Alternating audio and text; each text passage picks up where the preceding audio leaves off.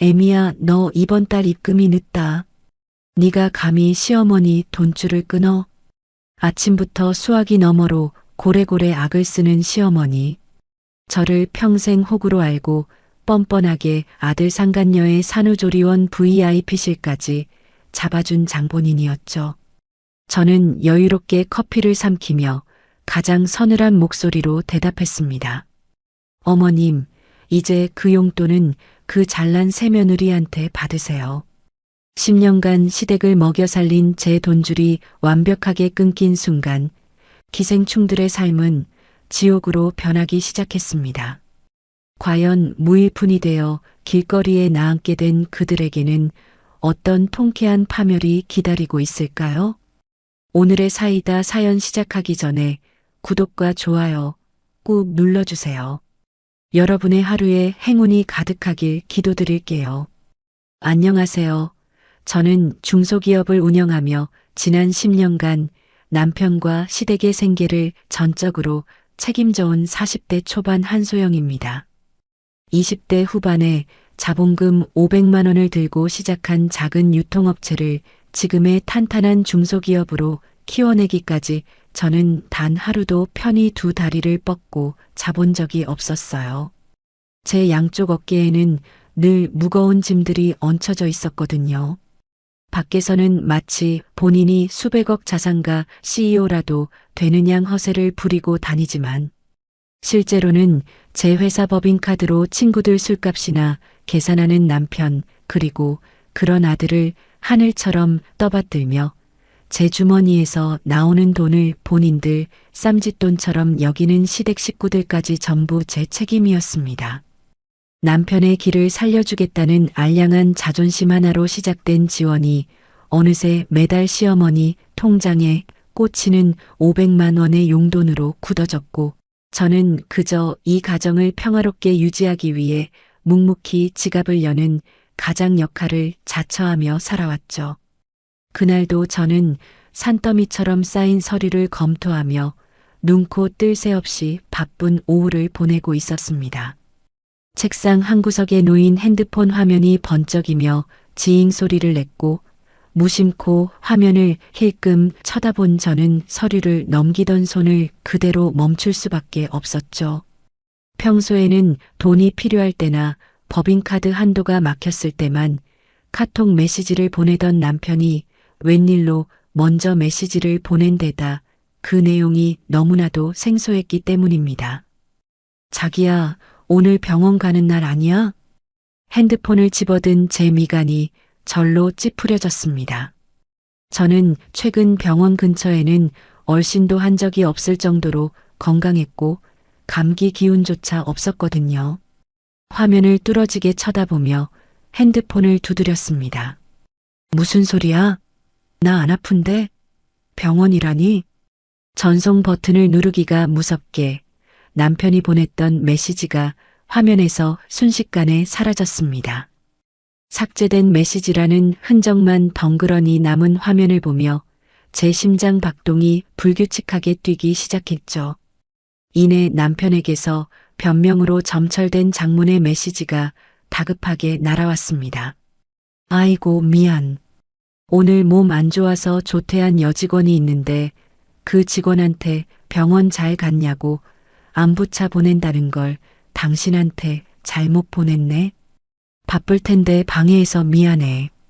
이래. 핸드폰을 꽉 쥔 제 손바닥에 차가운 식은땀이 배어나왔습니다. 남편의 회사는 제가 투자해준 작은 사무실이었고 그곳에 일하는 여직원이라고는 갓 대학을 졸업한 격리 직원 한 명뿐이라는 사실을 저는 누구보다 잘 알고 있었거든요. 게다가 평소 직원들 복지에는 관심조차 없는 남편이 여직원의 병원 가는 날을 챙기며 다정하게 자기라고 부른다는 건 어불성설이었습니다. 등골을 타고 오르는 서늘한 직감에 저는 곧바로 자리에서 일어나 외투를 챙겨 입었습니다. 아무래도 이 불쾌한 예감을 제 눈으로 직접 확인하지 않고는 단 하루도 버티지 못할 것 같았으니까요. 저는 곧바로 업계에서 입이 무겁고 일 처리가 깔끔하기로 소문난 흥신소에 연락을 취해 남편의 최근 행적을 낱낱이 조사해 달라고 의뢰했습니다. 일주일이라는 시간은 제 인생에서 가장 길고 피 말리는 시간이었습니다. 겉으로는 평소처럼 웃으며 회의를 주재하고 남편과 저녁을 먹었지만 책상 아래로 꽉 쥔 두 주먹은 언제나 분노로 덜덜 떨리고 있었죠. 마침내 흥신소 직원으로부터 만나자는 연락을 받고 달려간 후미진 카페에서 저는 테이블 위로 툭 던져지는 두툼한 서류 봉투를 마주하게 되었습니다. 봉투를 열어 젖히는 제 손끝이 미세하게 떨렸지만 저는 입술을 꽉 깨물며 서류와 사진들을 꺼내 들었습니다. 첫 번째 사진을 보는 순간 제 숨통이 콱 막히며 눈앞이 아득해졌습니다. 사진 속 남편은 제 앞에서는 한 번도 지어본 적 없는 세상을 다 가진 듯한 환한 미소를 지으며 배가 남산만하게 불은 젊고 예쁜 여자의 허리를 감싸 안고 산부인과 문을 나서고 있었습니다. 여자의 손에는 초음파 사진이 들려 있었고 남편은 그 여자의 걸음걸이 하나하나를 애지중지 에스코트하며 차 문을 열어주고 있었죠.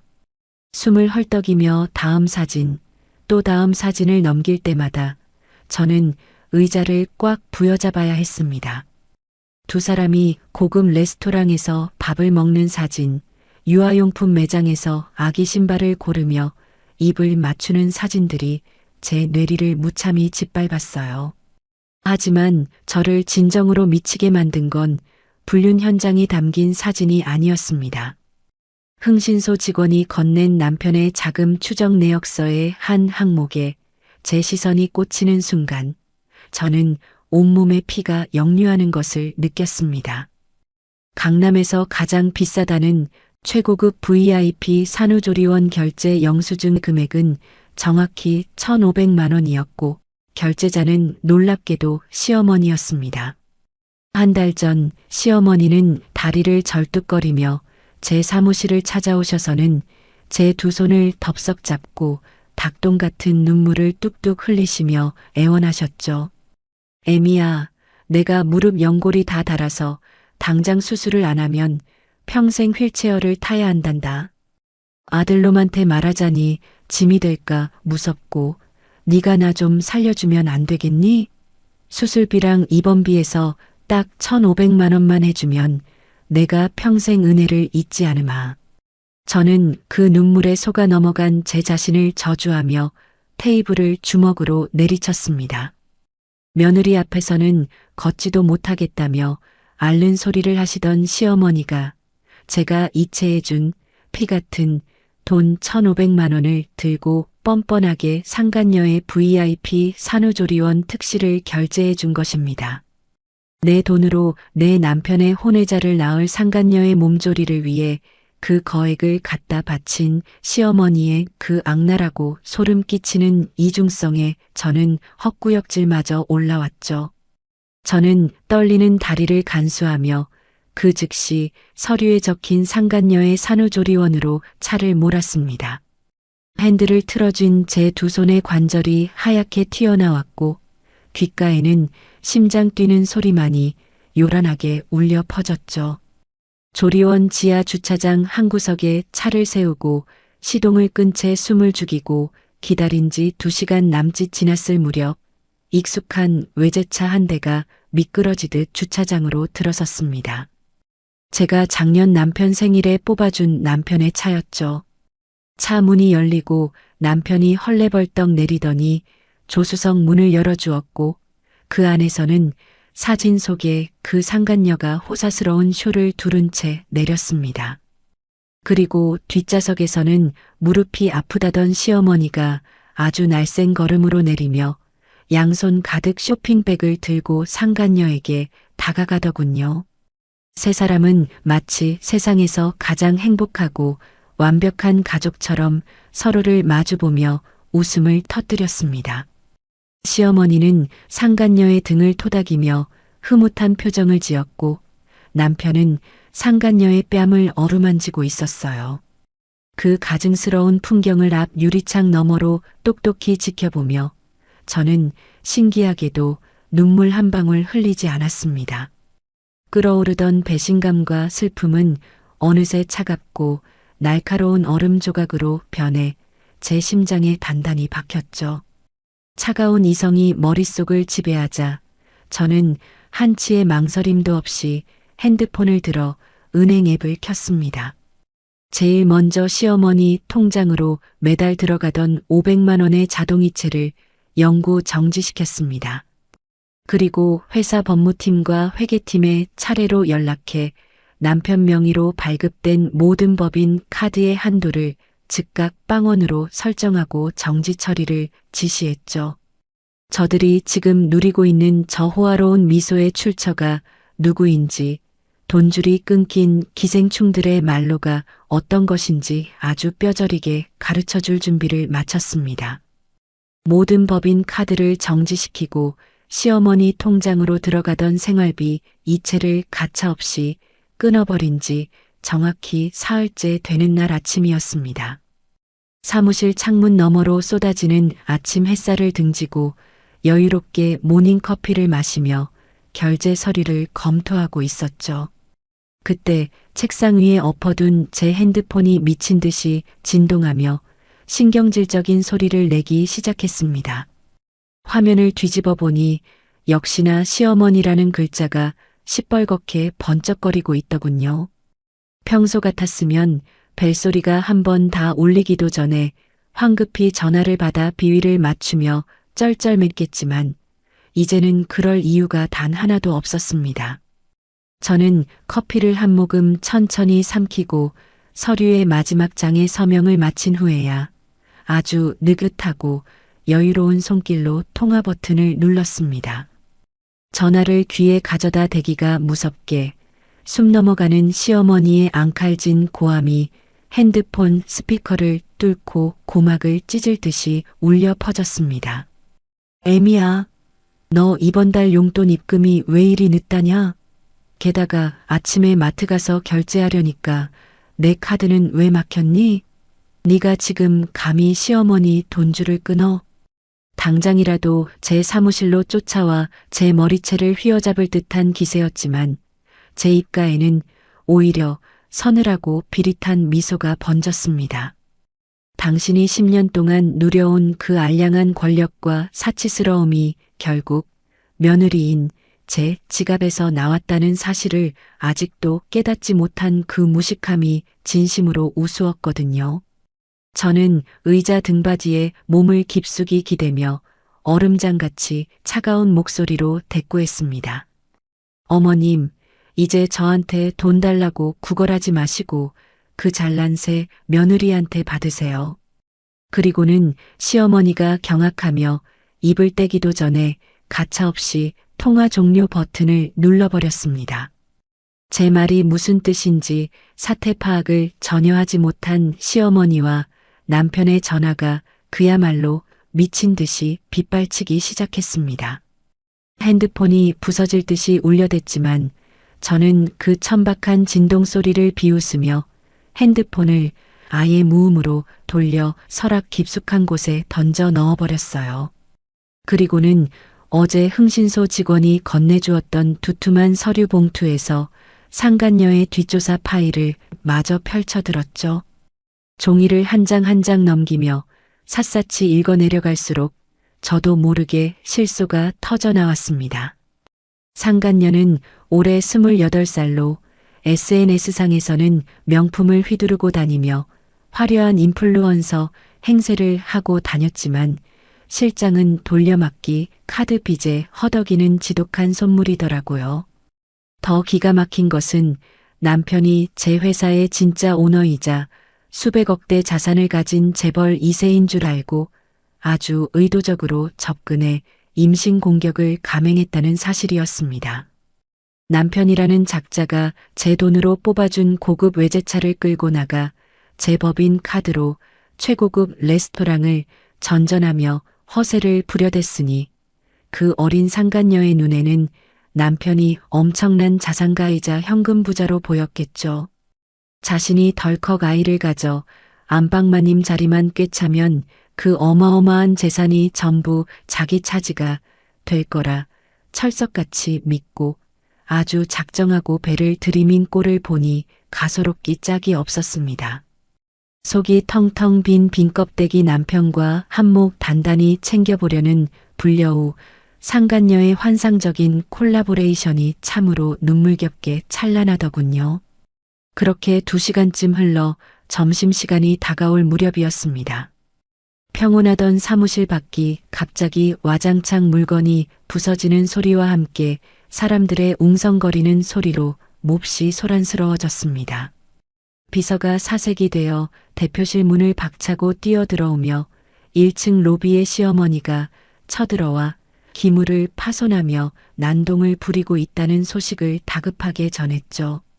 조리원비 연장 결제가 보기 좋게 막혀버리자 똥줄이 탄 시어머니가 분노를 참지 못하고 저를 씹어먹겠다며 회사까지 달려온 것입니다. 저는 입술을 한번 축이고는 옷매무새를 단정히 고쳐 입은 뒤 한치의 흐트러짐도 없는 당당한 걸음으로 로비를 향해 천천히 걸어 내려갔습니다. 제가 1층 엘리베이터에서 내리자마자 씩씩거리며 보안 요원들과 거칠게 실랑이를 벌이던 시어머니가 저를 발견하고는 투우장의 소처럼 달려들었습니다. 야 이년아, 네가 감히 하늘 같은 시어머니를 능멸해? 당장 내 카드 원상 복구하고 용돈 내놔. 점심시간이라 로비에 몰려나온 수많은 회사 직원들과 외부 방문객들이 경악하며 쳐다보는 와중에도 시어머니는 부끄러운 줄도 모르고 바닥에 털썩 주저앉아 고래고래 악을 썼습니다.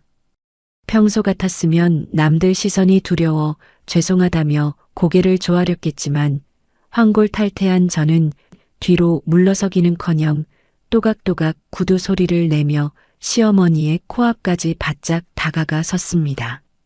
그리고는 내려다보며 제 주머니에서 꼬깃꼬깃해진 VIP 산후조리원 영수증 뭉치를 꺼내 시어머니의 빨개진 얼굴을 향해 가차없이 내던져버렸습니다. 눈앞으로 흩날리는 영수증들을 보며 저는 로비의 모든 사람이 똑똑히 들을 수 있도록 크고 서늘하게 말했죠. 어머님, 제게 무릎 수술한다고 눈물 짜내며 뜯어간 수술비로 결제한 VIP 조리에서 산후조리 잘하고 있대요. 제 입에서 나온 수술비와 조리원이라는 단어에 방금 전까지 세상을 다 부술듯이 날뛰던 시어머니의 동공이 지진이라도 난 듯 격렬하게 요동치기 시작했습니다.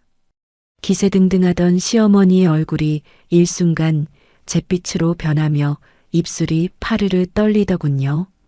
자신이 그토록 완벽하게 속였다고 믿었던 그 파렴치한 사기극이 만천하에 까발려질 줄은 꿈에도 상상하지 못했던 거겠죠. 너 그게 무슨 소리냐? 내가 언제? 사람 함부로 모함하지 마라. 시어머니가 바닥을 더듬거리며 허둥지둥 발뺌하려 했지만 저는 한 걸음 더 바짝 다가서며 서슬퍼런 목소리로 쇠기를 박았습니다. 평생 휠체어 타야 한다고 며느리 앞에서 눈물 흘리며 가져간 그 피 같은 1,500만 원. 그걸로 당신 아들놈 불륜녀 몸조리 특실 끊어주니까 아주 행복하셨어요? 수술비 사기쳐서 상간녀 VIP 대접해준 끔찍한 시어머니, 여러분들 구경들 좀 하세요. 제날선 호통에 주위에 모여있던 수십 명의 직원들이 헉하고 숨을 들이켜며 시어머니를 향해 경멸 어린 시선을 화살처럼 쏟아내기 시작했습니다. 곳곳에서 수군거리는 소리와 손가락질이 빗발치자 시어머니는 수치심과 당혹감에 휩싸여 두 손으로 얼굴을 감싸쥐고 짐승처럼 몸을 웅크렸습니다. 하지만 저는 웅크린 시어머니를 보며 단 한치의 동정심도 느끼지 못했습니다. 10년이라는 긴 세월 동안 저를 돈 나오는 기계 취급하며 제 피와 땀을 빨아먹은 기생충에게 자비란 평생 어울리지 않는 사치일 뿐이었으니까요. 저는 턱짓으로 굳어있는 보안 요원들을 향해 아주 단호하게 지시했습니다. 뭐 하세요? 저 사람 당장 짐짝처럼 끌어내시고 앞으로 이 회사 반경 10m 이내로 절대 얼씬도 못하게 접근 금지시키세요. 제 명령이 떨어지기가 무섭게 건장한 보안 요원들이 양쪽에서 시어머니의 팔을 거칠게 낚아채 바닥으로 질질 끌고 나가기 시작했습니다. 시어머니는 로비 바닥에 구두굽을 긁으며 제 이름을 부르짖고 발버둥을 쳤지만 저는 눈길 한 번 주지 않고 뒤돌아서며 완벽하게 물리적인 선을 그어버렸습니다.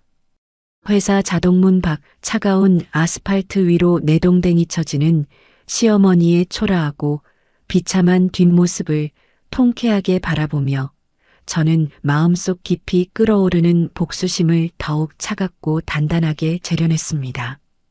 이제 고작 시작일 뿐입니다.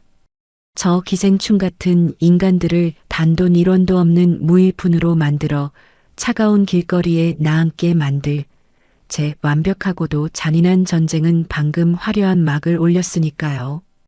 회사 로비에서 악을 쓰는 시어머니를 차가운 아스팔트 위로 내동댕이 치고 사무실로 돌아와 남은 업무를 무서운 집중력으로 모조리 해치웠습니다. 퇴근 시간이 훌쩍 넘어 창밖은 어둑어둑해졌고 저는 뻐근한 목을 주무르며 회사 지하주차장에 세워둔 제 차에 올라타 시동을 걸었죠. 복잡한 도로를 뚫고 강남 한복판에 우뚝 솟은 제 명의의 아파트 주차장에 도착해 엘리베이터에 몸을 실었습니다. 평소 같으면 하루의 피로를 씻어낼 안락한 안식처가 되어야 할 집이었지만 오늘은 현관문 도어락에 비밀번호를 누르는 손끝이 유난히 차갑게 식어 있었죠. 띡띡띡띡. 경쾌한 기계음과 함께 무거운 현관문을 활짝 열어젖히는 순간 훅 끼쳐오는 낯선 공기에 저는 구두를 벗다 말고 우뚝 멈춰 섰습니다. 제 집에서는 절대 난리 없는 아주 짙고 저렴한 단내를 풍기는 싸구려 향수 냄새가 거실 전체를 둥둥 떠다니고 있었거든요. 거실로 천천히 걸음을 옮기자 시야에 들어온 풍경은 제 두 눈을 찌르듯이 기괴했습니다. 소파 한가운데에 흥신소 사진 속에서 보았던 그 어린 상간녀가 아주 당당하게 다리를 꼬고 앉아 있었으니까요. 이제 막 조리원에서 튀어나온 주제에 얇은 가디건 하나만 걸치고 거실 탁자 위에 제 찻잔 세트를 늘어놓은 제 차를 홀짝이는 꼴을 보니 헛웃음이 비집고 나오는 것을 도저히 막을 길이 없었습니다. 시어머니가 제 집 비밀번호를 상간녀에게 고스란히 헌납하고 새 안방마님 노릇을 하라며 등 떠밀어 보낸 게 아주 뻔히 보였죠. 저와 눈이 마주치자마자 찻잔을 탁 소리나게 내려놓은 상간녀는 위아래로 저를 훑어보며 비릿한 조소를 날렸습니다. 이제 늙고 애도 없는 본처는 돈 많은 우리 오빠 놔주고 그만 이혼 서류에 도장 찍으시죠? 상간녀의 가소로운 주둥이에서 튀어나온 말들을 곱씹으며 저는 소파 맞은편 의자에 아주 우아하게 다리를 꼬고 앉았습니다. 이 철없는 20대 불려오는 제가 피땀 흘려 장만한 이 수십억짜리 고급 아파트와 남편이 끌고 다니는 외제차가 모조리 돈 많은 우리 오빠 소유인 줄 철석같이 믿고 안방마님 행세를 톡톡히 하고 있었으니까요. 그 모든 자산이 100% 온전한 제 명이라는 사실을 알면 저 얼굴이 얼마나 흉측하게 일그러질지 상상하는 것만으로도 입꼬리가 저절로 들썩였습니다. 하지만 저는 진실을 친절하게 알려주는 대신 테이블 위로 상체를 굽히며 아주 자애로운 미소를 띠고 대답했습니다. 그래, 네가 다 가져라. 그 대단한 오빠랑 이 집구석까지 남김없이 싹 다 가져. 제 비아냥거리는 투를 눈치채지 못한 상간녀가 승리에 도취해 콧방귀를 뀌며 의기양양하게 어깨를 펴는 바로 그 순간이었습니다. 현관문이 부서질 듯 쾅 열리더니 머리끝까지 땀범벅이 된 남편이 헐레벌떡 거실로 튀어들어왔죠. 카드가 전부 막히고 시어머니가 회사 로비에서 질질 끌려나갔다는 소식을 전해 들은 남편이 똥줄이 타서 집으로 득달같이 달려온 것입니다. 거실 소파에 앉아있는 상간녀와 맞은편에 여유롭게 앉아있는 저를 번갈아 본 남편은 마치 사신을 마주한 사람처럼 사색이 되어 바닥에 털썩 무릎을 꿇었습니다. 남편은 상간녀에게는 눈길조차 주지 않은 채 제 발목을 부여잡고 눈물 콧물을 질질 짜내며 구걸하기 시작했죠. 여보 오해야. 엄마가 하도 핏줄 타령을 하면서 대를 이어야 한다고 들들 볶는 바람에 어쩔 수 없이 휩쓸린 거야. 저 여자가 먼저 꼬리친 거라고. 나한테는 너밖에 없어. 자신을 재벌 2세 CEO로 떠받들던 상간녀 앞에서는 온갖 폼을 다 잡던 인간이 지금은 제 바지가랑이를 붙들고 자기 엄마 탓과 상간녀 탓을 번갈아 해대며 바닥을 기어다니는 꼴은 역겨움 그 자체였습니다. 돈 많은 오빠의 당당한 모습을 기대했던 상간녀는 남편의 그 비굴하고 찌질한 바닥을 두 눈으로 직접 목격하고는 턱이 빠질 듯 입을 벌린 채 얼어붙어 버렸죠. 저는 제 발목을 붙잡은 남편의 축축한 손을 구둣발로 거칠게 걷어차 버리고는 어젯밤 늦게 미리 야무지게 싸두었던 남편의 대형 짐가방 2개를 현관문 밖으로 힘껏 걷어찼습니다. 무거운 가방이 복도 대리석 바닥에 둔탁한 소리를 내며 나뒹굴자 남편은 쫓겨나지 않으려고 제 다리를 다시 붙잡으며 발악을 해댔습니다. 하지만 저는 남편의 뒷덜미를 거머쥐고 현관 밖으로 짐짝 던지듯 패대기 쳐버렸죠. 그리고는 소파에 넋을 잃고 앉아있는 상간녀의 옷깃을 잡아 끌어 현관 밖으로 똑같이 내던졌습니다. 복도 바닥에 꼴사납게 엉켜 넘어진 두 사람을 차갑게 내려다보며 저는 얼음 송곳 같은 목소리로 선고를 내렸어요. 이 집에 네 거라고 할 게 어디 있니? 빈몸으로 들어왔으니 쥐뿔도 없는 빈털터리로 꺼져. 그리고는 그들이 짐승처럼 울부짖으며 문고리를 잡으려 손을 뻗기도 전에 아주 묵직하고 단호하게 현관문을 닫아버리고 도어락에 이중 잠금 장치를 걸어 잠갔습니다. 철컥하는 경쾌한 쇳소리와 함께 외부의 소음이 완벽하게 차단되자 텅 빈 거실에는 오직 저만의 숨소리만이 고요하게 내려앉았습니다. 굳게 닫힌 현관문 너머에서는 갈 곳을 잃은 남편과 상간녀가 서로를 헐뜯으며 고래고래 악을 쓰는 소리가 미세하게 들려왔지만 이내 발소리와 함께 멀어져 갔죠. 제 돈줄이 완벽하게 끊겼다는 걸 피부로 직감한 그들은 필시 카드가 막혀 무일푼으로 쫓겨난 시어머니의 그 낡고 좁은 빌라로 처량하게 발걸음을 돌렸을 것입니다. 3명의 기생충들이 비좁은 방구석에 모여 앉아 서로의 탓을 하며 물어뜯을 끔찍한 광경을 머릿속으로 그려보니 제 입가에는 아주 진하고 달콤한 미소가 피어올랐습니다. 저는 곧바로 서재로 걸음을 옮겨 책상 스탠드 불을 환하게 밝혔습니다. 저 어리석고 탐욕스러운 자들이 제 회사 지분과 수십억 대의 부동산에 단 하나의 흠집조차 낼 수 없도록 법이라는 가장 날카롭고 잔인한 무기를 벼려내야 할 시간이었으니까요. 저는 밤을 새워가며 법인 자금 횡령 내역과 상간녀 위자료 청구 소송에 필요한 증거들을 산더미처럼 끌어모으며 완벽한 전쟁을 치를 서막을 든든하게 준비했습니다.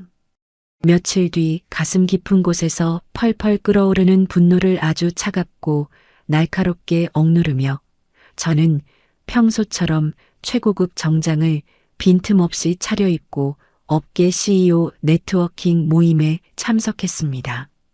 겉으로는 여유로운 미소를 띠고 수많은 대표님들과 샴페인 잔을 부딪히며 우아하게 인사를 나누었지만 제 머릿속은 오로지 그 기생충 같은 3명의 인간들을 어떻게 하면 가장 잔인하고 완벽하게 짓밟아줄지에 대한 생각으로 꽉 차 있었죠. 화려한 샹들리에 조명 아래서 억지로 영혼 없는 비즈니스 대화를 이어나가던 중 저는 우연히 한 테이블에 합석하게 된 특별한 분을 만나게 되었습니다. 그분은 다름 아닌 강남 바닥에서 찔러도 피 한 방울 안 나오기로 유명한 업계 승률 1위의 독종 이혼 전문 변호사였어요. 분위기가 무르익고 와인잔을 여러 번 기울이며 대화가 깊어지자 저는 자연스럽게 제 곁을 맴도는 파렴치한 인간들이 저지른 기막힌 사연을 조금 털어놓게 되었죠.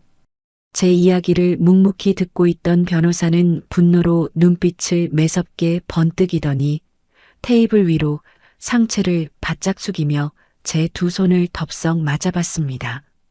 대표님, 그 쓰레기들을 무너뜨릴 아주 완벽한 방어와 공격의 판을 제가 직접 짜드리겠습니다.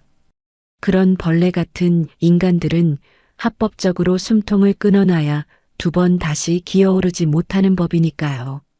변호사의 그 든든하고 피도 눈물도 없이 단호한 한마디에 저는 온몸의 솜털이 쭈뼛서며 천군만마를 얻은 듯한 짜릿한 전율을 느꼈습니다. 다음 날 아침 동이 트기가 무섭게 회사로 출근한 저는 변호사의 치밀한 지휘 아래 회사 법무팀과 회계팀을 대표실로 모조리 호출하여 남편이 그동안 들고 다니며 긁어댔던 모든 법인 카드의 영수증과 지출 장부를 이잡듯이 뒤지기 시작했습니다. 아니나 다를까 남편이 제 법인 카드를 긁어 상간녀에게 수백만 원짜리 명품 가방을 사다 바치고 주말마다 최고급 5성급 호텔 레스토랑에서 칼질을 해댄 파렴치한 횡령 내역들이 그야말로 화수분처럼 쏟아져 나오더라고요. 제 피 묻은 회사 돈으로 어린 여자 스폰서 노릇을 톡톡히 해온 그 더러운 장부들을 두 눈으로 낱낱이 확인하면서 저는 억울함에 빠져 눈물을 흘리거나 신세 한탄을 하기보다는 제 자산을 완벽하게 지키고 적들을 합법적인 테두리 안에서 잔인하게 짓밟을 전략을 짜는 과정에서 엄청난 도파민과 활력을 얻었습니다. 이 끓어오르는 복수의 에너지를 온전히 제 일에 쏟아부은 덕분에 저는 회사 업무에 미친 듯이 매진하여 며칠 만에 수십억 원에 달하는 역대급 대형 계약을 연달아 성사시켰고 업계에서 흔들림 없는 자수성가 오너로서의 입지를 더욱 단단하고 눈부시게 굳혀 나갈 수 있었습니다. 반면에 제가 이렇게 승승장구하며 비상하고 있을 때 제 집에서 개처럼 쫓겨나 시어머니의 낡은 빌라로 기어들어간 그 3명의 불청객들에게는 아주 치명적이고도 완벽한 지옥을 선사할 계획을 착착 진행하고 있었습니다. 사실 시어머니가 동네방네 떵떵거리며 안방마님 행세를 하고 살고 있던 그 빌라의 전세금조차 10년 전 제가 피땀 흘려 벌어다 바친 100% 제 명의의 돈이었거든요. 저는 일말의 망설임도 없이 그 집주인에게 바로 연락을 취해 당장 전세 계약을 해지하고 위약금을 물어서라도 보증금을 제 통장으로 즉각 회수해버리는 아주 통쾌한 결단을 내렸습니다.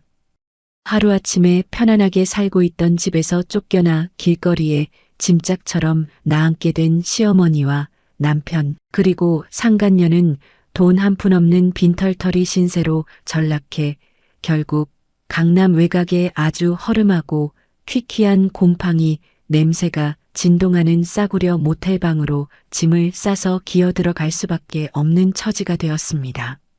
제가 따로 고용한 흥신소 직원이 매일같이 낱낱이 보고해준 바에 따르면 그 비좁고 더러운 모텔방 안에서 벌어지는 광경은 그야말로 막장 코미디 영화가 따로 없었죠. 재벌 2세 CEO 오빠와 함께 최고급 VIP 산후조리원에서 호화로운 삶을 누릴 것이라 기대하며 배를 들이밀었던 상간녀는 창문 하나 제대로 닫히지 않아 외풍이 들이치는 비좁은 모텔방에서 시어머니와 남편과 살을 맞대며 부대끼게 되자 참아왔던 불만과 짜증을 화라산처럼 터뜨리기 시작했습니다. 모텔의 얇은 벽을 뚫고 나올 정도로 날카로운 목소리로 상간녀가 남편의 가슴팍을 거칠게 밀치며 악을 썼습니다. 이게 도대체 무슨 꼴이야? 오빠 재벌이라며. 으리으리한 아파트도 건물도 다 오빠 거라며. 왜 저 미친 본처한테 다 뺏기고 이런 시궁창 같은 데서 애를 키우게 만들어. 상간녀가 찢어지는 목소리로 패악을 부리자 제 카드가 막혀 담배 쌀 돈조차 없어 극도로 예민해져 있던 남편 역시 지지 않고 눈을 희번덕거리며 상간녀의 어깨를 퍽 밀쳐냈습니다. 아, 너 입 안 닥쳐? 내가 지금 누구 때문에 이 빈털터리 꼴이 났는데 어디서 큰 소리야. 넌 내 돈 보고 몸뚱이부터 들이민 주제에 뻔뻔하게 어디서 승질을 부려. 그렇게 서로의 추악한 밑바닥을 가감없이 드러내며 개처럼 물어뜯는 두 사람 사이에서 시어머니는 아이고 내 팔자야를 외치며 좁은 방바닥을 주먹으로 치고 짐승처럼 통곡을 해댔지만 이미 가해자 3인방의 그 얄팍한 연대와 가짜 사랑은 산산조각으로 박살이 나 회복 불가능한 상태가 되어버렸습니다. 오로지 돈으로만 얽혀있던 천박한 관계가 돈이라는 매개체가 사라지자마자 얼마나 끔찍하고 원초적으로 변질되는지 보여주는 아주 완벽한 꼴이었죠. 저는 그들이 모텔방에서 서로를 극도로 혐오하며 하루하루 지옥 같은 시간을 보내고 있을 바로 그 절묘한 타이밍을 놓치지 않고 가해자들의 숨통을 완전히 끊어버릴 가장 강력한 폭탄을 투하할 준비를 마쳤습니다.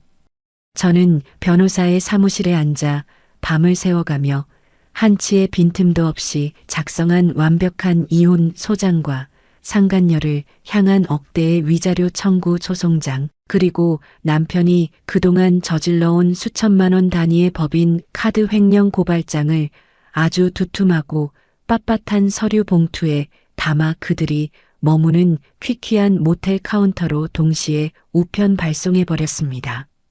살벌하고도 자비 없는 법의 심판이 담긴 그 서류 폭탄이 모텔방 문을 두드리고 그들의 손에 쥐어지는 순간 남편과 시어머니, 그리고 상간녀가 어떤 참담한 표정으로 절망의 비명을 내지를지 상상하는 것만으로도 그동안 꽉 막혀있던 가슴 속 채증이 한 번에 뻥 뚫리는 기분이었습니다. 감히 제 피와 땀을 빨아먹고 저를 기만하며 뒤에서 조롱했던 그 더러운 입과 손에 완벽하고도 합법적인 철퇴를 꽂아 넣어 그들이 평생 고통 속에서 허덕이게 만들 진짜 복수의 하이라이트가 이제 막 타오르기 시작했으니까요. 모텔방으로 날아간 그 두툼하고 묵직한 소장 뭉치를 받아든 상간녀의 반응은 굳이 제 두 눈으로 직접 확인하지 않아도 아주 투명하고 생생하게 눈앞에 그려졌습니다. 법원의 직인이 선명하게 찍힌 그 소장 안에는 남편이라는 인간이 제 회사의 거머리처럼 기생하며 법인 카드로 밥을 빌어먹던 무일푼 셔터맨이라는 사실부터 시작해 그녀가 그토록 콧대를 세우며 안방마님 행세를 하며 누렸던 최고급 VIP 산후조리원의 결제 대금조차 시어머니가 제게 가짜 수술비로 사기를 쳐서 뜯어낸 더러운 돈이었다는 모든 기막힌 진실이 아주 낱낱이 적혀 있었거든요. 자신이 재벌 2세의 아이를 품은 고귀하고 럭셔리한 사모님인 줄로만 알았던 그 어리석고 멍청한 착각이 산산조각 나고 그저 억대의 빚더미에 앉은 정과자 지망생의 혼외자를 낳은 비참한 미혼모로 전락했다는 사실을 깨달은 상간녀의 그 찢어지는 절망감과 분노는 짐작하고도 남았습니다.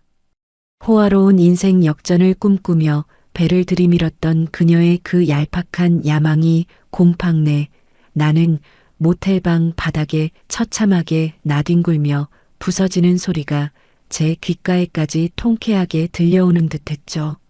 시간이 흘러 마침내 대망의 조정 기일 당일 아침이 밝았고 저는 머리부터 발끝까지 가장 비싸고 기품 있는 정장으로 한치의 흐트러짐 없이 무장한 채 변호사와 함께 가정법원 앞 탁 트인 창가 자리 카페에 마주 앉아 여유롭게 따뜻한 커피를 들이켰습니다.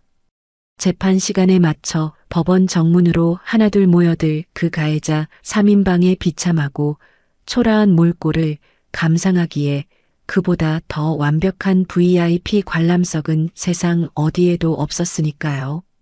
변호사와 가벼운 농담을 주고받으며 커피잔을 매만지던 중 아니나 다를까 저 멀리 횡단보도를 건너 법원 앞 광장으로 터덜터덜 걸어오는 세 사람의 모습이 제 시야에 들어오는 순간 저는 하마터면 입안에 머금고 있던 커피를 뿜을 뻔하며 옅은 실소를 터뜨리고 말았습니다. 갓난아이를 낡은 포대기에 싸서 품에 안은 상간녀가 법원 계단을 오르다 말고 갑자기 미친 사람처럼 돌변하더니 앞서가던 시어머니의 멱살을 거칠게 낚아채고는 그 앙상한 머리채를 사정없이 휘어잡으며 길거리 한복판에서 패악을 부리기 시작했거든요. 이 사기꾼 거지 새끼들아. 어디서 쥐뿔도 없는 빈 껍데기 주제에 감히 재벌 행세를 해서 내 인생을 망쳐놔. 핏대가 선 목소리로 악을 쓰는 상간녀의 날카로운 손톱이 시어머니의 얼굴을 핥히고 머리카락을 한 웅큼 쥐어뜯자 시어머니 역시 지지 않고 눈을 희번덕거리며 상간녀의 멱살을 마주 틀어쥐고 어깨를 퍽퍽 내리치며 맞서 싸웠습니다. 이 미친년아, 내 며느리 돈으로 조리원 특실에서 황후장상 호강을 누린 년이 어딜 감히 어른 머리채를 잡아뜯어. 시어머니와 상간녀가 법원 앞 아스팔트 바닥에 흉하게 뒤엉켜 서로의 옷자락을 북북 찢고 얼굴을 핥히며 그야말로 진흙탕 개싸움을 벌이는 동안 그들의 든든한 방패막이가 되어주어야 할 남편이라는 작자는 말리지도 못한 채 안절부절 못하며 허공에 헛손질만 해대는 꼴이 참으로 가관이었습니다. 행인들이 발걸음을 멈추고 휴대폰을 꺼내들어 그 처절하고 천박한 길거리 난투극을 구경하며 수군거렸지만 그 세 사람은 이미 부끄러움조차 완벽하게 잊은 채 짐선처럼 서로를 물어뜯기에 바빴죠.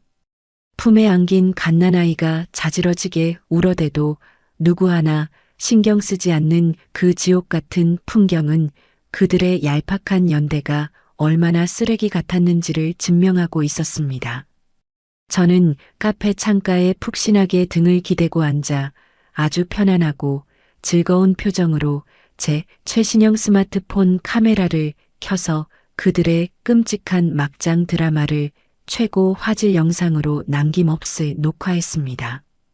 10년 동안 제 피를 빨아먹고 제 위에서 군림하려 들던 기생충들이 종국에는 서로의 살을 뜯어먹으며 자멸해 가는 이 완벽한 카타르시스를 평생 두고두고 우울할 때마다 꺼내 감상할 생각이었거든요. 화면 속에서 뒹구는 그들을 보며 저는 기분 좋게 커피를 한 모금 삼키며 승리자의 미소를 지었습니다. 한바탕 난투극을 끝내고 머리는 산발이 되고 얼굴에는 붉은 생채기가 가득한 엉망진창의 몰골로 법정에 들어선 남편과 시어머니는 방청석 앞줄에 우아하게 앉아있는 저를 발견하자마자 사색이 되어 다가오더니 제 발밑에 털썩 주저앉아 싹싹 손을 비비며 국어를 시작했습니다. 소영아, 제발 한 번만 용서해줘. 내가 미쳤었나 봐. 네가 하라는 대로 다 할 테니까 횡령 고소만은 제발 취하해줘. 나 감옥 가면 진짜 끝장이야. 남편이 짐승처럼 울부짖으며 제 구두 끝에 얼굴을 비벼대고 시어머니 역시 눈물 콧물을 질질 흘리며 제 바짓가랑이를 붙들고 매달렸지만 저는 그 더러운 손길이 제 고급스러운 정장 자락에 닿는 것조차 소름 끼치게 불쾌해 구둣발로 남편의 손을 거칠게 쳐내고는 차가운 경멸의 눈빛을 내리꽂으며 완전히 무시해버렸습니다. 이윽고 재판장이 입정하고 살벌한 분위기 속에서 재판이 시작되자 저는 변호사와 함께 미리 밤을 새워가며 준비해 둔 완벽한 증거의 산을 판사 앞에 가차없이 쏟아냈습니다. 흥신소 직원이 낱낱이 찍어온 불륜 현장 사진들과 모텔 출입 내역부터 시작해 시어머니가 가짜 무릎 수술비라며 눈물로 제 돈을 뜯어대 상간녀의 조리원비를 결제한 날짜가 정확히 찍힌 영수증과 녹취록, 그리고 남편이 회사법인 카드를 긁어 횡령한 수천만 원의 카드 명세서까지 단 하나의 빠짐도 없이 모조리 제출했죠. 창백하게 질려 사시나무 떨듯 떠는 남편과 상간녀를 향해 저는 법정에 쩌렁쩌렁 울려 퍼지도록 아주 또렷하고 서늘한 목소리로 마지막 쐐기를 박았습니다. 존경하는 재판장님, 저 파렴치한 인간들에게 저는 단 1원의 자비도 베풀 생각이 없으니 법이 허락하는 가장 가혹하고 엄중한 처벌을 내려주시길 바랍니다. 제 흔들림 없는 단호한 진술과 단 하나의 반박조차 불가능한 완벽한 증거 자료들을 샅샅이 검토한 재판부는 남편의 유책 사유를 100% 온전하게 인정하며 혼인 파탄의 모든 책임이 전적으로 남편과 상간녀 그리고 시어머니의 기만행위에 있다는 것을 명백하게 판결 내렸습니다. 제가 10년 동안 피땀 흘려 일궈온 회사 지분과 수십억 대의 부동산 자산은 남편의 기여도가 단 1%도 없음을 완벽하게 인정받아 단 1원의 손실도 없애 온전히 제 명의로 보전되었죠. 재판장의 단호한 입에서 남편과 상간녀가 제게 각각 억대의 위자료를 배상하라는 통쾌한 선고가 떨어지는 순간 저는 두 눈을 지그시 감으며 지난 10년 동안 제 어깨를 짓누르고 제 숨통을 조여오던 그 무겁고 끔찍한 족쇄가 산산조각 나 허공으로 흩어지는 듯한 엄청난 해방감을 만끽했습니다. 법원 문을 힘차게 열고 밖으로 나서는 제 발걸음은 깃털처럼 가벼웠고 뺨을 스치는 차가운 바람마저도 달콤하게 느껴질 정도로 제 온몸의 세포가 환희로 요동치고 있었거든요. 억대의 위자료와 횡령금 반환 소송이라는 거대한 빚더미에 깔려 완벽한 신용불량자이자 빈털터리가 되어버린 남편과 상간녀 그리고 시어머니는 차마 법원 밖으로 걸어나갈 힘조차 잃은 채 차가운 대리석 계단에 널브러져 주저앉았습니다. 허공을 향해 두 주먹을 내지르며 아이고 내 팔자야를 부르짖는 시어머니의 비통한 통곡 소리와 고개를 푹 숙인 채 절망의 오열을 터뜨리는 남편과 상간녀의 비참한 울음소리가 웅장한 법원 건물 전체를 처절하게 울렸지만 저는 단 한 번도 뒤돌아보지 않고 아주 우아하고 당당하게 제 대기된 차량을 향해 걸어나갔습니다. 그 모든 끔찍한 진흙탕 싸움이 완벽한 저의 승리로 끝나고 재판장의 단호한 판결봉 소리가 법정에 울려 퍼진 지 어느덧 3개월이라는 시간이 훌쩍 흘렀습니다. 과거의 상처와 억울함을 훌훌 털어버린 저는 마치 무거운 모래주머니를 벗어던진 새처럼 가벼운 몸짓으로 회사를 경영하며 하루하루 눈부신 성장을 이룩하고 있었거든요. 그동안 저를 갉아먹던 짐덩어리들을 완벽하게 도려내고 나니 일에만 온전히 에너지를 쏟아부을 수 있었고 그 결과 저희 회사는 국내 시장을 넘어 아시아와 유럽을 아우르는 글로벌 단위로 사업을 확장하며 그야말로 승승장구하는 황금기를 맞이하게 되었습니다. 탁 트인 최고층 대표실 통유리창 너머로 눈부신 도심의 야경을 내려다보며 최고급 샴페인이 담긴 잔을 우아하게 기울일 때마다 제 입가에는 세상을 다 가진 듯한 환하고 여유로운 미소가 절로 번지곤 했죠. 10년 동안 누군가의 희생양으로 짓눌려 살던 그 지옥 같던 시간은 영원히 끝났고 오롯이 제 능력과 결단력으로 쟁취해낸 눈부신 천국이 제 눈앞에 찬란하게 펼쳐져 있었으니까요. 반면에 저에게 억대의 위자료와 횡령금을 토해내야 했던 그 가해자 3인방의 삶은 완벽하게 밑바닥으로 곤두박질치며 처절한 파멸의 길을 걷고 있다는 소식이 제 귀에 심심치 않게 들려오더라고요. 회사 돈을 겁도 없이 펑펑 긁어대며 어린 여자에게 명품을 바치던 남편은 결국 제 횡령 고발로 인해 경찰에 긴급 체포되었고 차가운 수갑을 찬 채 형사처벌을 받아 정가자라는 붉은 낙인을 이마에 평생 새기게 되었습니다. 수천만 원에 달하는 횡령금과 위자료를 감당할 능력이 쥐뿔도 없었던 그는 순식간에 신용불량자로 전락해 모든 금융거래가 꽉 막혀버렸죠. 한때는 제 돈으로 뽑은 고급 외제차의 핸들을 건방지게 꺾으며 재벌 2세 행세를 하고 다니던 인간이 이제는 매일 새벽 인력 시장에 제일 먼저 나가 덜덜 떨며 승합차에 올라타 흙먼지 날리는 공사판 일용직을 전전하는 처량한 신세가 되어버린 것입니다.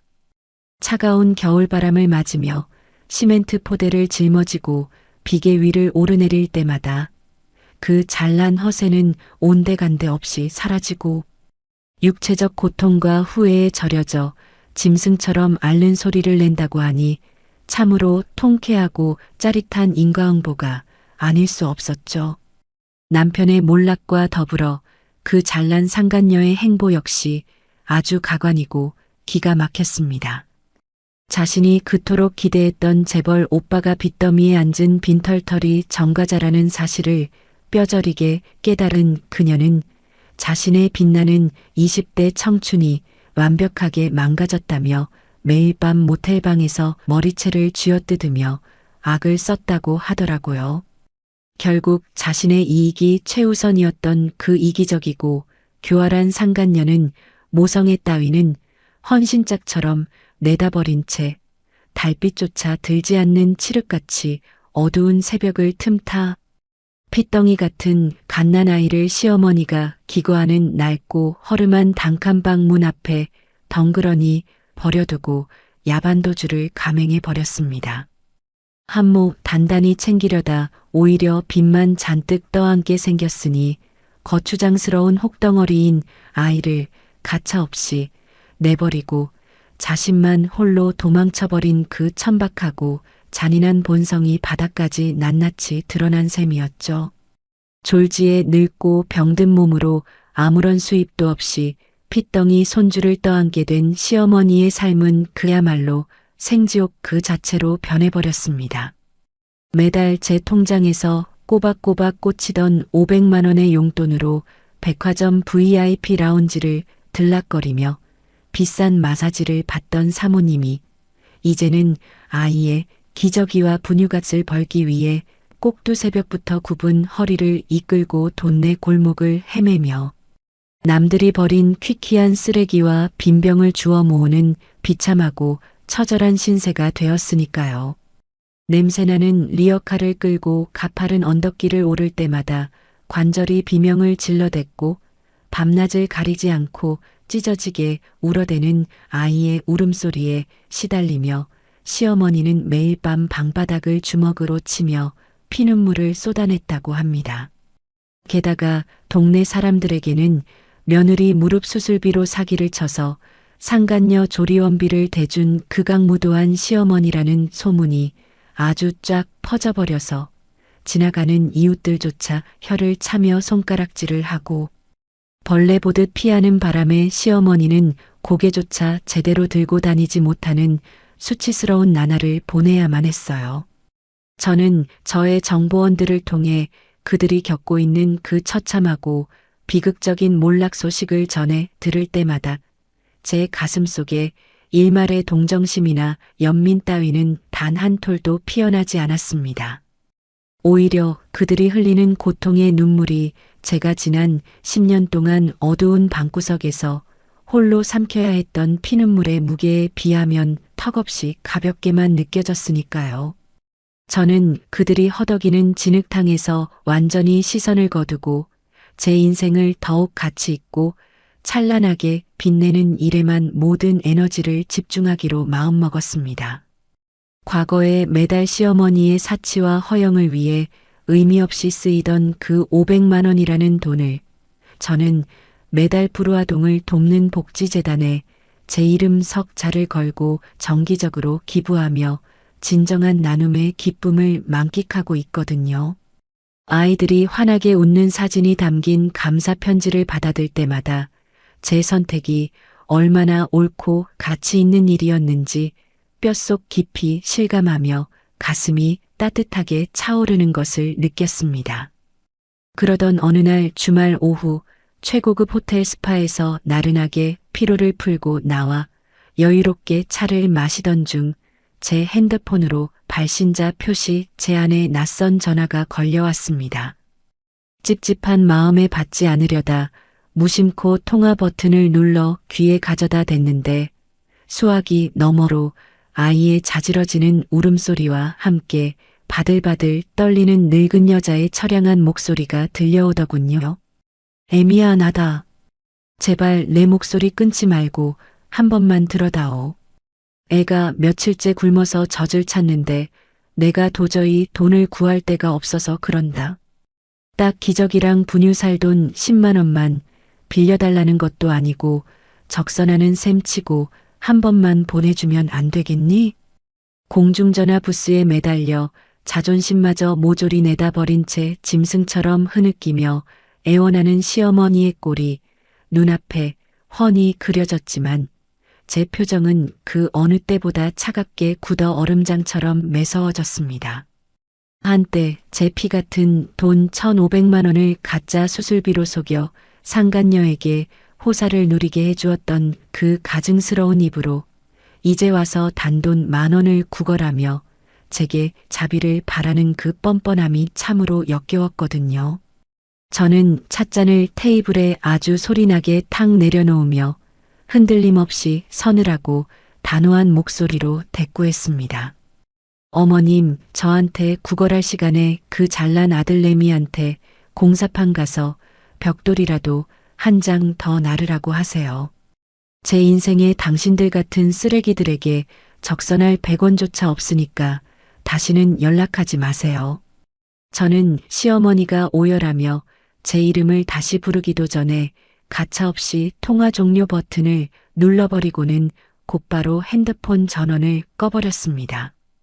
끊어진 전화기를 내려다보며 저는 길고 깊은 숨을 내쉬었고 그 찰나의 순간 제 안에서 마지막으로 남아있던 아주 작은 미련의 찌꺼기마저 완벽하게 소각되어 사라지는 것을 느꼈습니다.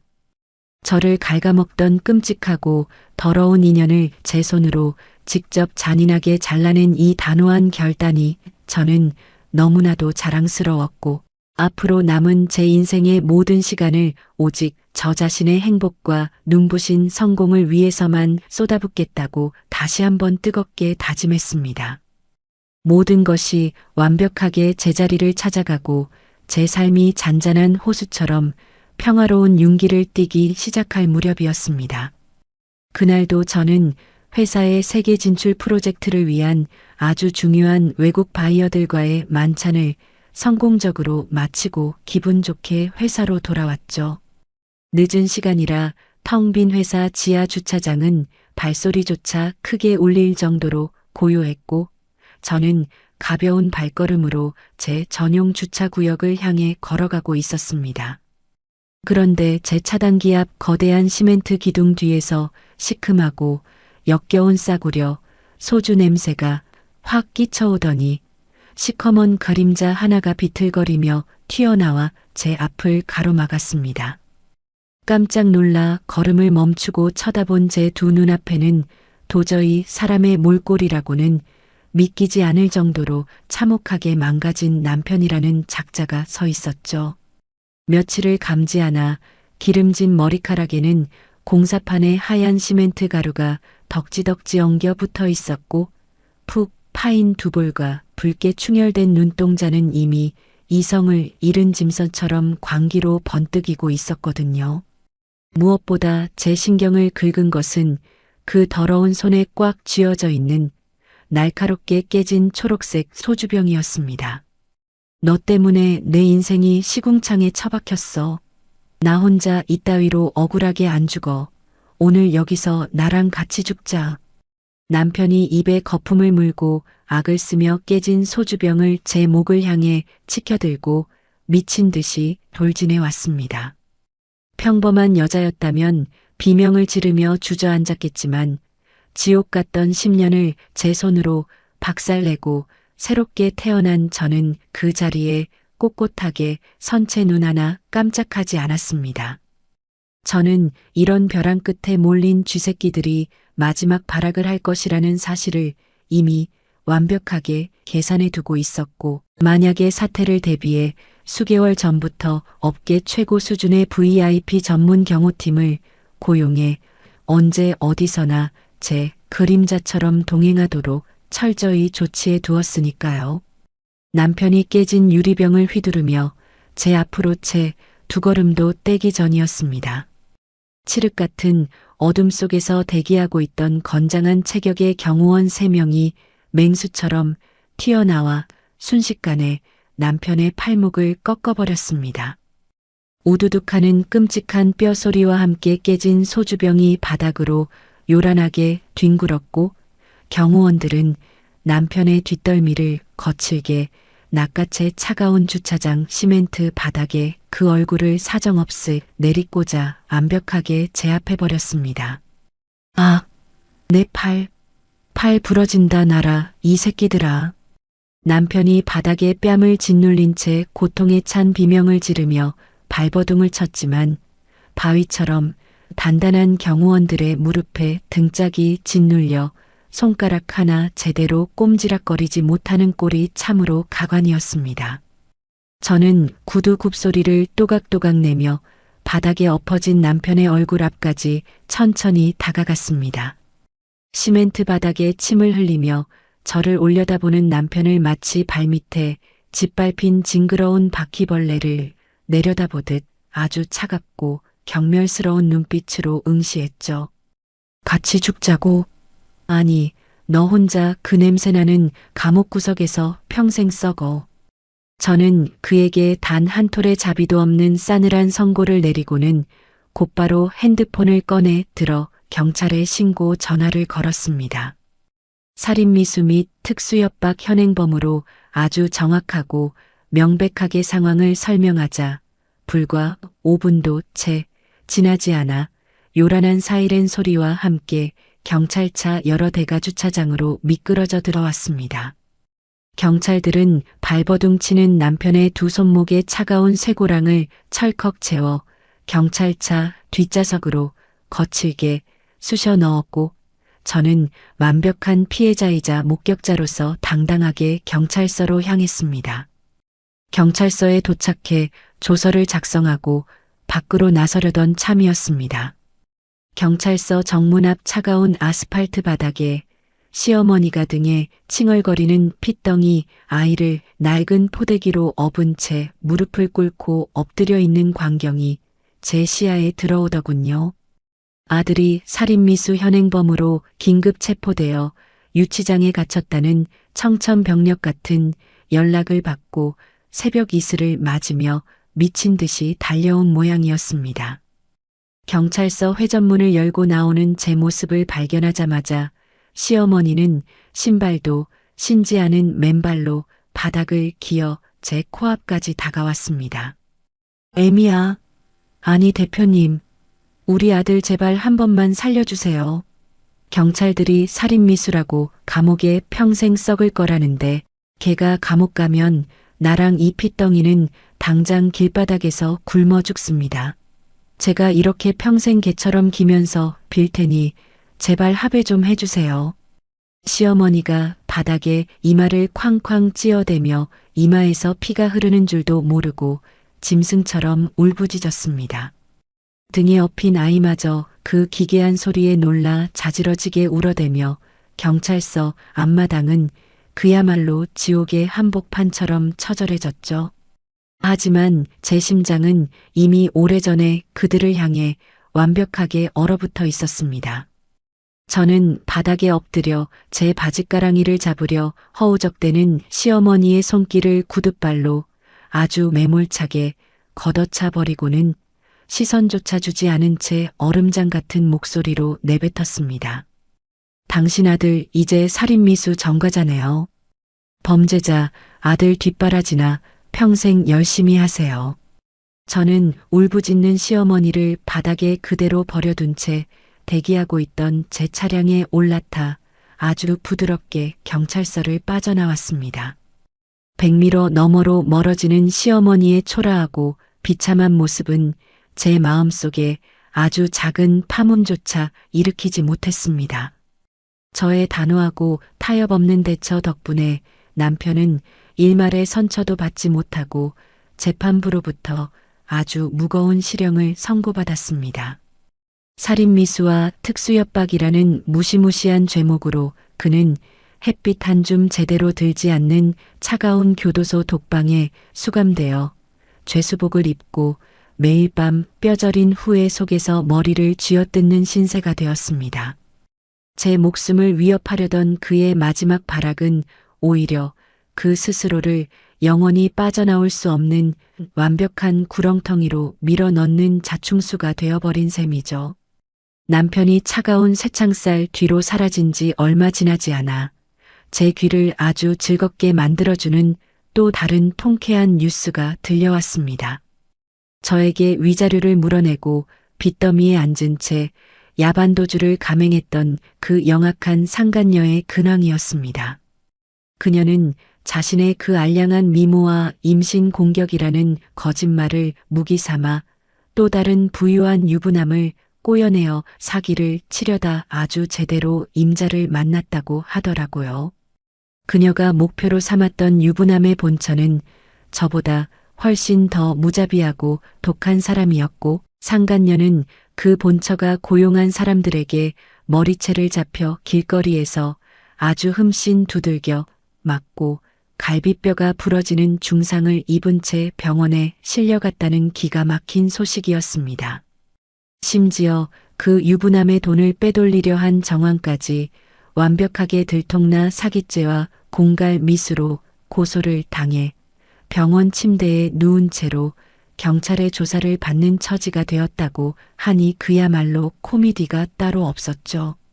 자신의 이기심으로 남의 가정을 파탄내고 제 돈을 빨아먹으려던 쓰레기 같은 인간들이 결국 스스로 파멸의 늪에 빠져 허우적대는 꼴을 확인하며 저는 제 마음 한구석에 아주 작게 남아있을지도 몰랐던 마지막 찝찝함마저 아주 깨끗하게 씻어내는 짜릿함을 느꼈습니다. 악인들은 결국 제 무덤을 스스로 파고 그 안에서 질식해 죽는다는 세상의 완벽한 진리를 두 눈으로 생생하게 목격한 순간이었습니다. 이 마지막 살인미수 사건과 상간녀의 사기극 뉴스를 끝으로 그 끔찍한 가해자들은 물리적으로나 심리적으로나 제 눈부신 인생에서 영원히 차단되었습니다. 더 이상 제 앞길을 가로막을 찌꺼기들은 존재하지 않았고 저는 완벽하게 청소된 맑고 단단한 길 위에서 오직 저 자신만의 찬란한 미래를 향해 날아오를 준비를 완벽하게 마쳤습니다. 그 끔찍하고 역겨웠던 주차장 습격 사건이 저의 완벽한 제압으로 막을 내린 지 어느덧 정확히 1년이라는 시간이 흘렀습니다. 10년 동안 제 발목에 무겁게 매달려 피를 빨아먹던 거머리대를 제 손으로 남김없이 뜯어내고 나니 제 인생의 수레바퀴는 그야말로 브레이크 없는 스포츠카처럼 무서운 속도로 찬란한 미래를 향해 질주하기 시작했거든요. 지난 1년 동안 제 회사는 단순히 매출이 오르는 수준을 넘어 마침내 코스닥 상장을 눈앞에 둘 만큼 폭발적이고 경이로운 성장을 이룩했습니다. 아침에 눈을 떠서 밤늦게 침대에 눕는 그 모든 순간이 오로지 저 자신의 성취와 회사의 비전을 위해 쓰였고 저는 매일 밤 거울 속에 비친 제 당당하고 빛나는 얼굴을 보며 벅찬 자부심을 느꼈습니다. 이러한 눈부신 성과를 세상도 완벽하게 인정해 주듯 저는 연말 경제계에서 가장 권위 있다는 올해의 여성 기업인 대상 수상자로 당당히 단독 선정되었습니다.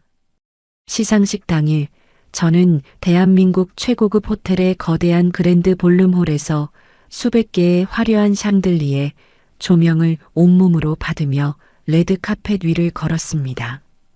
머리부터 발끝까지 저의 기품을 완벽하게 살려주는 맞춤 정장을 입고 수많은 취재진의 플래시, 세례를 받으며 단상 위로 올라서는 제 발걸음은 깃털처럼 가벼웠고 동시에 바위처럼 단단했습니다.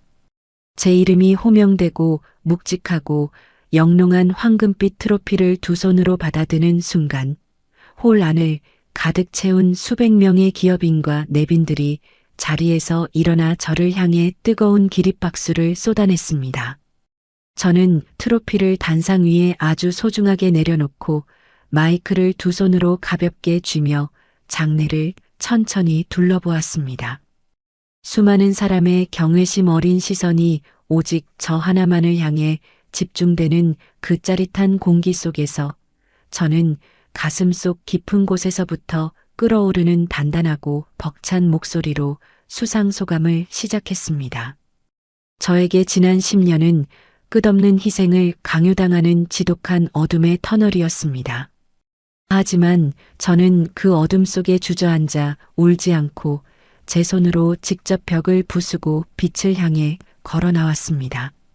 나를 갉아먹고 내 피와 땀을 착취하는 독버섯 같은 인연을 미련 없이 잔인하게 잘라낼 때 비로소 진짜 내 인생이 눈부시게 꽃핀다는 사실을 저는 온몸으로 증명해냈습니다. 제 흔들림 없는 단호한 연설의 장내에는 숨소리조차 들리지 않을 만큼 팽팽한 정적이 감돌았습니다.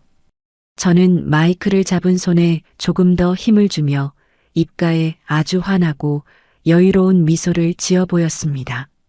과거에 끔찍했던 배신과 참혹한 시련은 저를 파괴하고 무너뜨린 것이 아니라 오히려 저를 강철같이 단단하고 세상 그 누구보다 눈부신 사람으로 담금질해준 가장 완벽한 촉매제였습니다.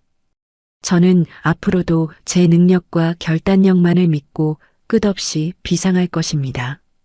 연설을 마치고 제가 고개를 숙여 깊이 인사하자 아까보다 훨씬 더 크고 우렁찬 박수와 환호성이 홀이 떠나갈 듯이 터져 나왔습니다.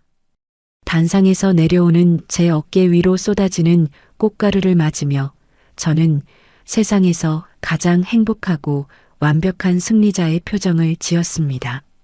시상식의 화려한 여운을 뒤로하고 평온한 일상으로 돌아온 제 책상 위에는 가끔 아주 불쾌하고 지저분한 쓰레기들이 배달되곤 했습니다. 바로 차가운 교도소 독방에 갇혀 죄수복을 입고 썩어가고 있는 남편이라는 작자가 보내오는 구질구질한 반성문들이었죠. 갱지의 비뚤비뚤한 글씨로 제가 얼마나 보고 싶은지, 자신이 얼마나 뼈저리게 반성하고 있는지 제발 한 번만 면회를 와달라며 눈물 자국을 뚝뚝 흘려 쓴 그 편지들을 볼 때마다 저는 헛구역질이 올라올 만큼 끔찍한 역겨움을 느꼈습니다. 저는 그 편지 봉투를 뜯어볼 가치조차 느끼지 못해 비서에게 붉은색 잉크가 가득 묻은 반송 도장을 가져오게 했습니다.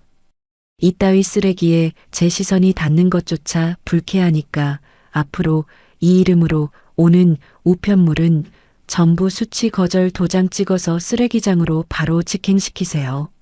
수취인 거절이라는 붉은 도장이 가차없이 쾅쾅 찍혀 교도소로 다시 반송되거나 파쇄기 속으로 갈려 들어가는 편지들을 보며 저는 남편이 그 차가운 감방 안에서 붉은 도장이 찍힌 자신의 편지를 돌려받고 짐승처럼 울부짖을 꼴을 상상하며 아주 차가운 조소를 날렸습니다. 한편 남편이 감옥에 가고 상간녀가 야반도주를 해버린 뒤 홀로 버려진 시어머니의 삶은 제가 예상했던 것보다 훨씬 더 비참하고 끔찍한 최후를 맞이했습니다. 폐지를 주우며 어떻게든 상간녀가 버리고 간 핏덩이 아이를 키워보려 발악했지만 늙고 병든 몸과 찢어지는 가난은 결코 아이를 허락하지 않았거든요. 결국 밀린 월세를 내지 못해 짐짝처럼 길거리로 쫓겨날 위기에 처한 시어머니는 피눈물을 머금고 그 어린 손주를 동네 보육시설에 입소시켜버렸다고 하는데요. 제 돈으로 백화점을 VIP로 드나들며 사모님 소리를 듣던 사람이 하루아침에 모든 것을 잃고 하나뿐인 핏줄마저 고아원에 버려야 했으니 그 가슴이 갈기갈기 찢어지는 고통은 이루 말할 수 없었겠죠. 시어머니는 매일 밤 시설 철창 밖을 서성이며 땅바닥을 주먹으로 치고 자신이 과거에 저지른 끔찍한 업보를 후회하며 통곡한다고 하지만 이미 엎질러진 물을 주워 담을 수는 없는 노릇이었습니다. 평생을 비참한 가난과 처절한 후회라는 완벽한 지옥 속에 갇혀 살게 된 시어머니의 소식을 들으며 저는 다시 한번 인과응보라는 세상의 진리를 아주 짜릿하게 곱씹었습니다. 그리고 구름 한 점 없이 맑고 투명하게 갠 주말 오후, 저는 제가 소유한 최고급 럭셔리 요트 위에서 아주 특별하고 은밀한 선상 파티를 열었습니다. 지난 1년 동안 저를 진심으로 지지하고 완벽한 복수극을 함께 완성해준 독종 이혼 전문 변호사와 제 회사의 핵심 임원들을 모두 초대했거든요. 푸른 바다 위를 시원하게 가르는 요트의 갑판 위에서 바닷바람이 제 머릿결을 기분 좋게 흩뜨렸습니다. 대표님, 다시 한번 올해의 기업인 대상 수상과 코스닥 상장을 진심으로 축하드립니다. 대표님의 그 강인한 결단력이 결국 이 눈부신 결과를 만들어냈습니다. 변호사가 환하게 웃으며 샴페인 병의 코르크 마개를 경쾌한 소리와 함께 터뜨렸습니다. 황금빛 샴페인이 새하얀 거품을 일으키며 크리스털 잔 위로 폭포수처럼 쏟아져 내렸고 우리는 각자의 잔을 높이 들어 올리며 눈부신 태양을 향해 잔을 부딪혔습니다. 달콤하고 톡 쏘는 샴페인이 식도를 타고 넘어가는 순간 제 온몸의 세포 하나하나가 깨어나는 듯한 짜릿한 환희가 밀려왔습니다. 누군가에게 끝없는 희생과 인내만을 강요당하며 제 영혼을 갉아먹히던 그 10년이라는 지옥 같은 시간은 완벽하게 끝났습니다. 타인의 돈과 허세에 기생하려던 쓰레기들은 모두 시궁창으로 처박혔고 오롯이 저의 피나는 노력과 단단한 능력만으로 당당하게 쟁취해낸 지금 이 순간이 바로 제가 꿈꾸던 완벽한 천국이었습니다.